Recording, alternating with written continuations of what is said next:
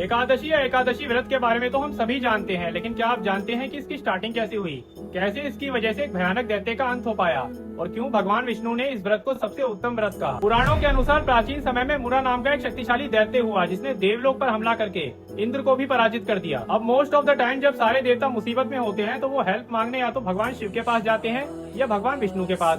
भगवान शिव उस वक्त तपस्या में विलीन थे, इसलिए सारे देवता भगवान विष्णु के पास सहायता मांगने गए। देवताओं की विनती पर भगवान विष्णु मुरा के पास उससे युद्ध करने जाते हैं, पर कई दिनों तक नहीं, कई वर्षों तक नहीं, बल्कि कई युगों तक मुरा और भगवान विष्णु के बीच में युद्ध चलता है। अब ये भगवान की लीला थी या उस दैत्य का बल, लेकिन जब भी भगवान उसे मारते वो वापिस उठ खड़ा होता, जब भगवान उसे मारते तो वो वापिस उठ खड़ा होता। ऐसे ही हजारों वर्षों तक जब भगवान उससे युद्ध करते करते थक गए तो वो एक गुफा में विश्राम करने चले गए। मुरा दैत्य भी भगवान का पीछा करते करते उसी गुफा में पहुंच गया और जब उसने भगवान को सोते हुए देखा तो ये उसे गोल्डन चांस लगा और उसने भगवान को सोते हुए मारने की कोशिश की। जैसे ही वो दैत्य उन पर हमला करने वाला था वैसे ही उनके शरीर से एक तेज प्रकाश निकला और उस तेज प्रकाश में से एक देवी प्रकट हुई। उस देवी ने एक ही बारी में उस दैत्य को जलाकर भस्म कर दिया और जब भगवान विष्णु जागृत हुए तो उन्हें ये सब देखकर बहुत प्रसन्नता हुई। उन्होंने उस देवी को बहुत सारी शक्तियाँ और वरदान भी दिए और उनका नाम एकादशी रखा और उन्हें ये भी कहा कि जो भी सच्ची श्रद्धा के साथ उनका व्रत करेगा उसके सभी पाप नष्ट हो जाएंगे। जय जय श्री राधे।